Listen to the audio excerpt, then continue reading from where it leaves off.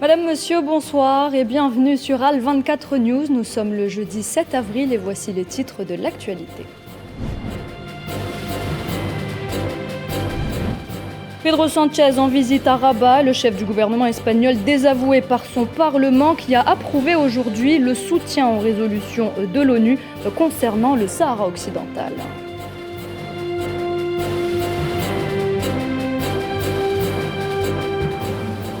Bamako déplore la non-application de la décision de justice portant suspension immédiate des sanctions économiques et financières imposées au Mali.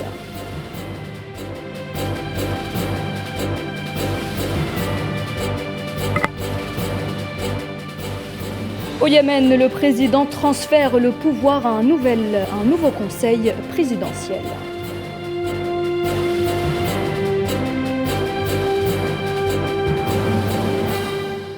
Et puis nous évoquerons également le conflit russo-ukrainien. Le G7 demande la suspension de la Russie du Conseil des droits de l'homme de l'ONU.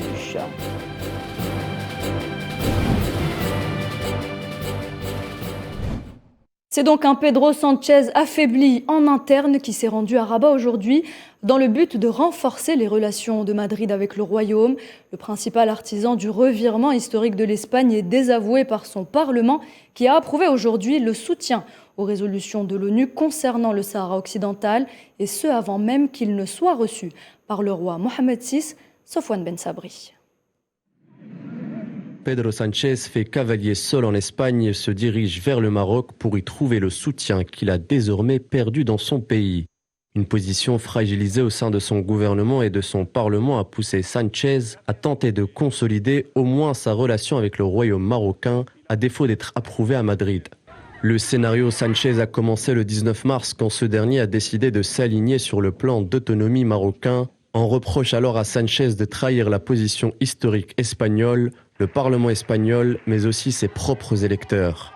En effet, en 2019, il avait promis à son électorat de soutenir le droit à l'autodétermination du peuple sahraoui. Le revirement unilatéral historique de Pedro Sánchez lui a valu de perdre des plumes dans son Parlement. Plusieurs membres de celui-ci ont en effet chargé leur Premier ministre suite à son changement de position sans consultations aucune. Les observateurs s'accordent à dire que Sánchez a changé de cap suite aux pressions à coups de migrants de la part du Royaume que certains ont qualifié de chantage migratoire. Mais le fruit de ce revirement ne semble pas être garanti. En effet, rien n'empêche le Maroc d'avoir recours, une fois de plus, à l'utilisation de migrants comme moyen de pression. Sánchez n'est donc pas déclaré vainqueur sur le plan international, pas plus que sur le plan national. Un désaveu total a été exprimé par le législatif. Ce dernier a approuvé ce jeudi le soutien du Parlement à l'initiative de l'ONU concernant la cause du Sahara occidental, avant même que le roi du Maroc ne puisse rompre le jeûne avec le Premier ministre espagnol. Et pour revenir justement sur ce vote du Parlement espagnol, nous avons avec nous Monsieur Ma'al-Ainin Lekhal. Bonsoir. Bonsoir. Vous êtes ambassadeur de la RAST au Botswana. Le Parlement espagnol vient de voter non face à ce revirement et à ce changement de cap de Pedro Sánchez. Peut-on parler d'une première victoire pour le Front Polisario dans ce nouveau bras de fer, Monsieur Ma'al-Ainin? Bien sûr, c'est une confirmation de le degré de soutien que la cause sahraoui a au sein pas seulement du peuple espagnol, mais au sein même du Parlement espagnol et au sein des partis politiques espagnols qui ont tous soutenu le droit des peuples sahraouis à l'autodétermination et ont refusé cette position unilatérale et illégale adoptée par le Premier ministre Pedro Sánchez sur le Sahara occidental. Alors oui, on peut dire que c'est une victoire pour le Front Polisario et pour le peuple sahraoui, effectivement.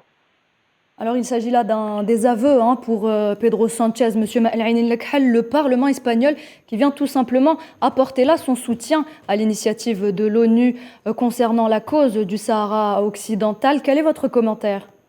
C'est le minimum que ces partis politiques peuvent faire parce qu'il faut toujours rappeler tout le monde que l'Espagne est responsable direct des drames que le peuple sahraoui continue à vivre jusqu'à maintenant, depuis 1975, et que ces gouvernements espagnols, depuis 1975, n'ont pas été à la hauteur de cette responsabilité, n'ont rien fait pour mettre un terme à l'occupation marocaine du Sahara occidental, ce qui est leur responsabilité, bien sûr, avec la responsabilité des Nations Unies sur cette question de décolonisation. Alors, il faut dire que c'est le minimum que les partis politiques espagnols pouvaient faire pour le Sahara occidental et pour essayer au moins d'envoyer un message clair à premier ministre espagnol qu'il ne peut pas changer la position de l'Espagne comme ça, qu'il n'a pas le droit de le faire et que c'est une position illégale et unilatérale inacceptable. Monsieur Maël Aïn Lakhal, merci d'avoir répondu à nos questions. Je rappelle que vous êtes ambassadeur de la RAST au Botswana. Vous étiez avec nous depuis les camps de réfugiés sahraouis de Tindouf.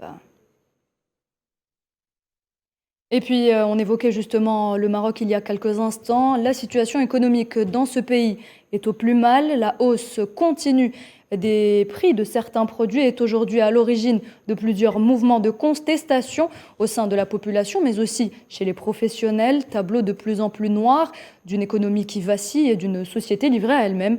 Les détails avec Khaldin Batache. Pour les Marocains, les jours se suivent et se ressemblent. Le pays s'enfonce dans une crise socio-économique multidimensionnelle qui menace de secouer les fondements du gouvernement Akhnouch, fébrile et contesté depuis sa prise de pouvoir. Les grèves et les mouvements de protestation s'enchaînent sur fond de hausse des prix, des denrées alimentaires, du carburant, mais également des matériaux de construction. Les professionnels du secteur subissent depuis quelques mois une flambée des prix, doublée d'une pénurie de plusieurs matières premières essentielles au secteur du bâtiment et travaux publics. Si l'aluminium, le verre et le béton se font désormais rares, leurs prix ont quasiment doublé. Mais le BTP n'est pas le seul secteur menacé par une crise profonde au Maroc. Le transport connaît le même sort à cause des hausses répétées au niveau des prix du carburant, aux grandes dames des professionnels. Mercredi, camionneurs et transporteurs ont annoncé une grève ouverte lancée par la Fédération marocaine du transport multimodal en guise de protestation contre cette inflation qui devient endémique, tant les basses besognes du pouvoir central du Merzen n'ont aucun effet sur le rapport de force géopolitique autour de la question de l'énergie. Plus tôt dans l'année, c'était au tour des professionnels du transport touristique de crier leur mécontentement à qui pouvait l'entendre, en accusant la politique du gouvernement Akhnouch d'être à l'origine d'une mort programmée de leur activité. Coopération algéro-libyenne, le président algérien Abdelmadjid Tebboune a reçu cet après-midi la chef de la diplomatie libyenne, Najla Al-Mangouche, en présence du ministre algérien des Affaires étrangères Ramtan Lamamra. Les relations bilatérales ainsi que la situation en Libye étaient au centre des discussions. Par ailleurs, Abdelmadjid Tebboune a également reçu un appel téléphonique de son homologue tunisien, Kais Saïed, un appel lors duquel ont été évoquées les relations bilatérales solides ainsi que les moyens de les renforcer.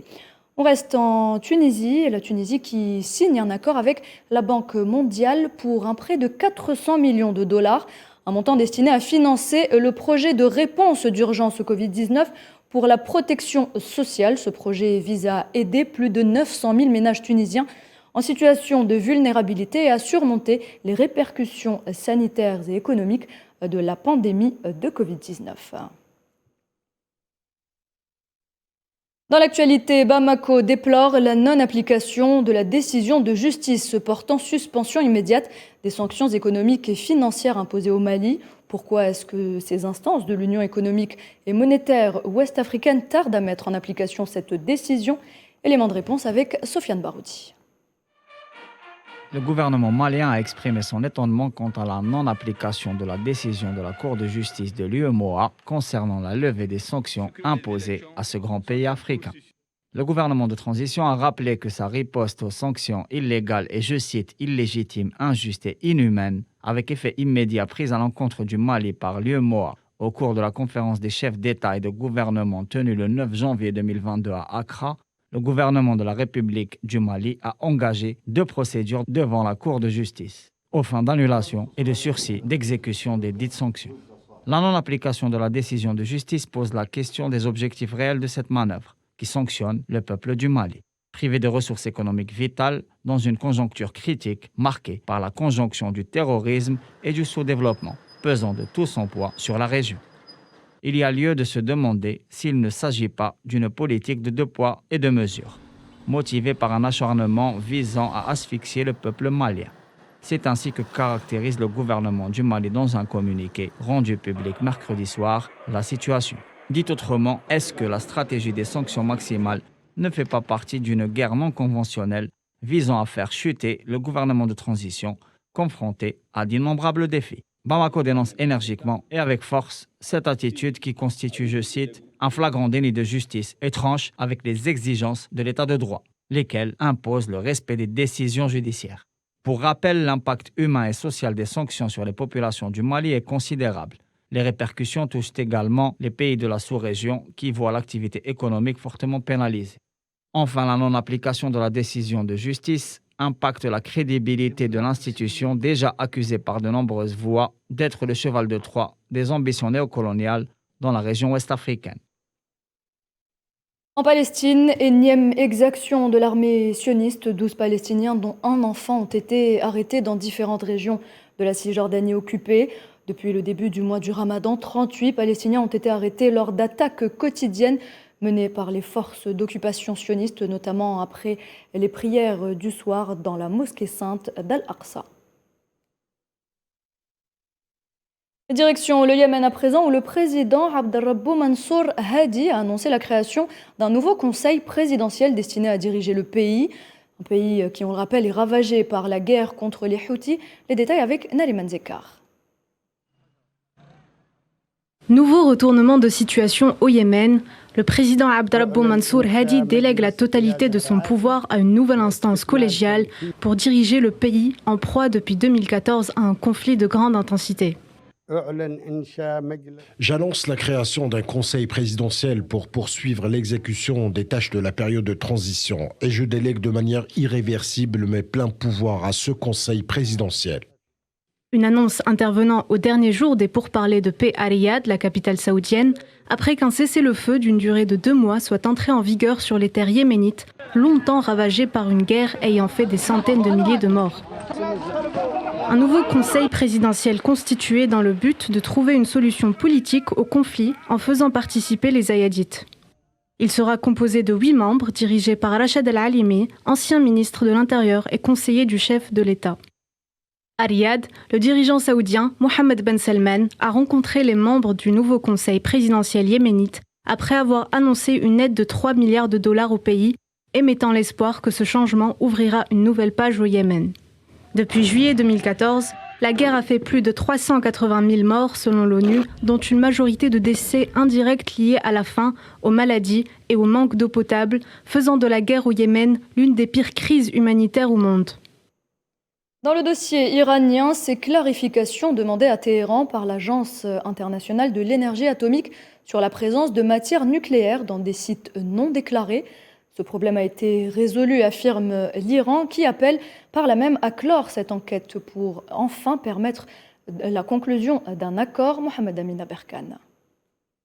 Le président de l'Organisation iranienne de l'énergie atomique, Mohammad Eslami, dans une conférence de presse à Téhéran, déclare que l'Iran avait fourni le 20 mars tous les documents manquants à l'Agence internationale de l'énergie atomique. L'AIEA et l'Iran ont convenu début mars à Téhéran d'un mécanisme pour régler des questions en suspens.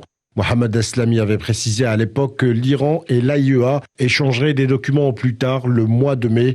Afin de résoudre ces questions, l'AIEA réclame à l'Iran des clarifications sur la présence de matières nucléaires dans des sites non déclarés par Téhéran, qui appelle de son côté à clore cette enquête pour permettre la conclusion d'un accord. Ces échanges entre l'Iran et l'AIEA sont menés en parallèle aux discussions sur une relance du pacte de 2015 qui se tiennent à Vienne, où les négociations ont soufflé ces dernières semaines le chaud et le froid sur les pourparlers, certains allant jusqu'à annoncer un accord imminent. Lancé il y a 1 an mais suspendu à plusieurs reprises, ces négociations dans la capitale autrichienne visent à sauver le pacte international de 2015 censé empêcher l'Iran de se doter de la bombe atomique que Téhéran nie vouloir fabriquer en échange de la levée de sanctions asphyxiant son économie.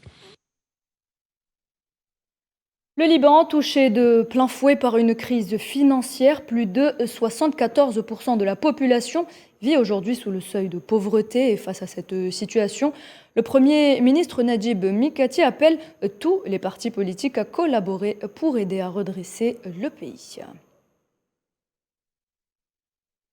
En Égypte, bonne nouvelle pour la famille de l'ancien président Hosni Moubarak. La Cour européenne de justice a rendu hier mercredi un arrêt en sa faveur, confirmant la levée du gel de ses avoirs. Un gel décidé suite au soulèvement populaire qui avait mené, rappelez-vous, en 2011 à la chute du régime de Hosni Moubarak.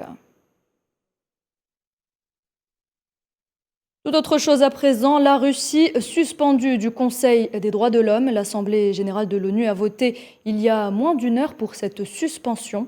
Un vote qui a fait suite à la demande des Occidentaux d'écarter Moscou de l'institution onusienne en raison de son offensive en Ukraine. Les détails avec Amin Toutah. Un nouveau bras de fer entre l'Occident et la Russie autour du conflit en Ukraine. L'Assemblée générale de l'ONU a suspendu aujourd'hui la Russie du Conseil des droits de l'homme après que 93 pays ont voté en faveur de la décision de suspendre l'adhésion de la Russie, tandis que 24 se sont opposés et 58 pays se sont abstenus du vote. Auparavant, les États-Unis avaient demandé la suspension de la Russie de cette institution comme une réponse diplomatique aux opérations militaires menées en Ukraine depuis le 24 février passé et en réponse directe aux événements de Boutcha, auxquels la Russie avait nié toute responsabilité, estimant que les faits exposés étaient une mise en scène. Selon les règles de ce vote, pour révoquer l'adhésion d'un pays au Conseil des droits de l'homme, l'Assemblée générale doit voter à la majorité des 2/3 des participants au vote pour que l'ordre d'expulsion devienne effectif.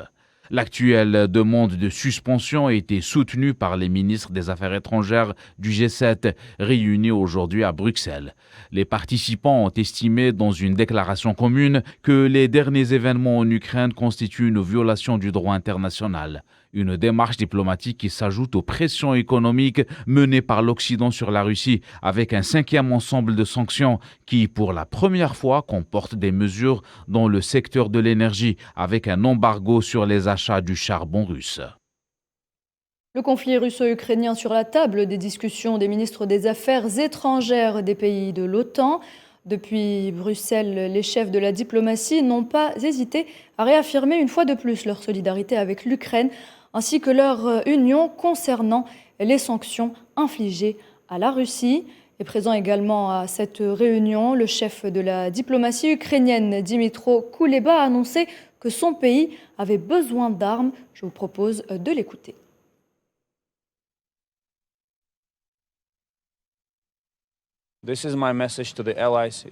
C'est le message que j'adresse aux alliés. Il est très simple et j'appelle tous les alliés à mettre de côté leur hésitation, leur réticence pour fournir à l'Ukraine tout ce dont elle a besoin.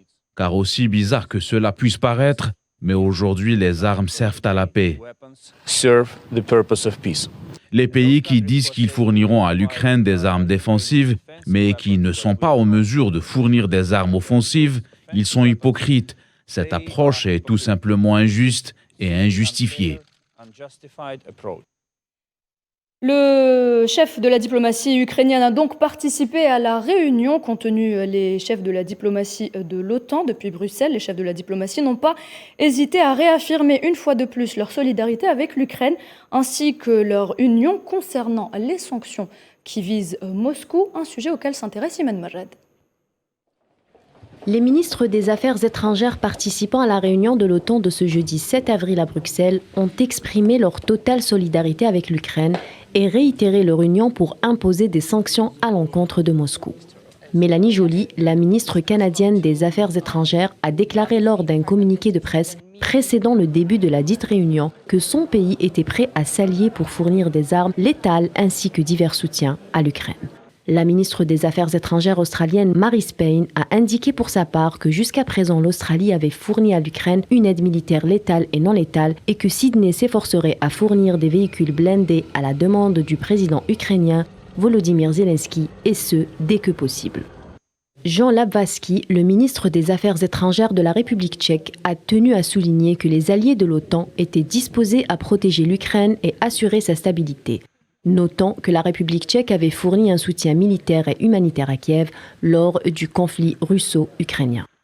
Enfin, la ministre suédoise des Affaires étrangères Ann Linde a de son côté soulevé l'adhésion de son pays à l'OTAN et affirmé que toutes les options sont étudiées afin de protéger le peuple suédois en raison des problèmes de sécurité qui ont commencé depuis la crise en Ukraine. Alors que les États membres de l'Union européenne discutent d'un 5e train de sanctions contre la Russie, le Parlement européen a pour sa part validé ce jeudi une résolution exigeant une interdiction immédiate des importations de gaz et de pétrole russes, accroissant ainsi la pression sur Moscou. Et de son côté, Moscou, par la voix de son ministre des Affaires étrangères, Sergueï Lavrov, accuse Kiev de revenir sur les propositions formulées lors du dernier round de négociations tenu à Istanbul, ce qui pourrait faire échouer les pourparlers entre les deux parties. Hier, la partie ukrainienne a présenté son projet d'accord au groupe de négociation. Il s'écarte des dispositions les plus importantes énoncées lors de la réunion d'Istanbul du 29 mars. Je rappelle que dans ce document d'Istanbul, les Ukrainiens ont clairement déclaré que les futures garanties de sécurité pour l'Ukraine ne s'appliqueraient pas à la Crimée et à Sébastopol. Dans le projet d'hier, cette déclaration claire est absente. Nous voyons cela comme une manifestation du fait que le régime de Kiev est contrôlé par Washington et ses alliés, qui poussent le président Zelensky à poursuivre ses hostilités.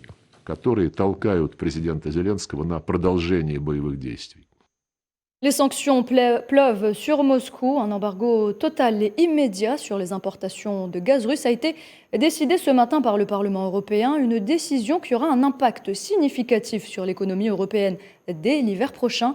Mohamed Wali Ben Shaban. L'Union européenne discute un 5e train de sanctions contre la Russie. Le Parlement européen a validé ce matin une résolution qui exige une interdiction immédiate sur les importations de pétrole, de charbon, de combustible nucléaire et de gaz russe. L'abandon du gaz russe reste encore tabou pour les Occidentaux. Les experts estiment que se priver des importations fossiles russes aurait un effet significatif sur les Européens l'hiver prochain et devrait être associé à une réduction importante des consommations, notamment dans le secteur industriel. Le président d'Engie assure que l'Union européenne serait capable de remplacer à court terme la moitié des importations de gaz russe. Ce qu'on dit aux dirigeants européens, mais je crois qu'ils en sont conscients aujourd'hui, il suffit d'écouter les déclarations du chancelier allemand et d'un certain nombre de dirigeants. Ce qu'on dit, c'est qu'effectivement, si les importations de gaz russes cessaient, nous serions probablement capables d'en remplacer à peu près la moitié, mais le reste, à très court terme, devrait être réalisé, obtenu, compensé par une réduction des consommations, et particulièrement dans les secteurs industriels. Le Parlement exige donc d'aller plus loin, mais un embargo éventuel sur les énergies russes. Cela fait l'objet d'âpres discussions entre les États membres, Berlin ayant exprimé publiquement ses réticences. Toutefois, la Lituanie, la Lettonie et l'Estonie ont d'ores et déjà annoncé la fin de leurs importations depuis la Russie. Les 3 pays baltes réunis ne représentent que 2% des importations européennes de gaz russe. Parlons Covid-19, il s'était fait oublier durant ces dernières semaines et le voilà qui revient. Le virus se refait surface dans plusieurs pays du monde avec un nouveau variant, le variant XE, combinaison de sous-variants BA1 et BA2. Cette nouvelle souche serait 10% plus transmissible que les autres. Les explications de Neyla Hamouda. Le variant XE est l'enfant de Delta et Omicron. Il a fait son apparition au début de l'année 2022. Premier pays où il a été détecté, l'Angleterre. Depuis près de 4 mois, il continue sa propagation au-delà d'autres pays d'Europe. XE a également gagné le terrain en Asie et au Proche-Orient. Une propagation qui, pour l'instant, n'inquiète pas les experts. La raison, cette souche hybride est composée de 2 mutations sur lesquelles les vaccins fonctionnent. Pour autant, les experts restent prudents car cette nouvelle mutation XE semble être 10% plus transmissible que le sous-variant BA2. Comme Omicron, on retrouve des symptômes déjà connus et similaires à un rhume comme le nez qui coule, des éternuements et des maux de gorge. Les premiers signes seraient moins graves que la souche initiale du Covid-19, provoquant de la fièvre, de la toux et parfois une perte de goût ou d'odorat. Un total de 637 cas de nouveaux variants a été détecté au Royaume-Uni. Le virus a continué de faire son chemin en Europe, puis le reste du monde. Après la Finlande et la Thaïlande, c'est en Inde que le variant a été détecté pour la première fois. Ce soulignage du Covid-19 a été signalé à Mumbai. Le patient atteint du nouveau variant du virus ne présente jusqu'à présent aucun symptôme grave. En cette journée internationale de la santé mondiale reste au cœur des préoccupations des scientifiques. La question du Covid-19 semble être importante car l'immunité collective est encore loin d'être acquise. La question qui se pose, le monde peut-il revenir réellement à la vie normale? Seul l'avenir nous le dira. Voilà, c'était là la dernière information de ce journal. Merci de l'avoir suivi. Tout de suite, la météo avec Amel Améziane Zitouni. Très bonne suite des programmes sur Al24 News.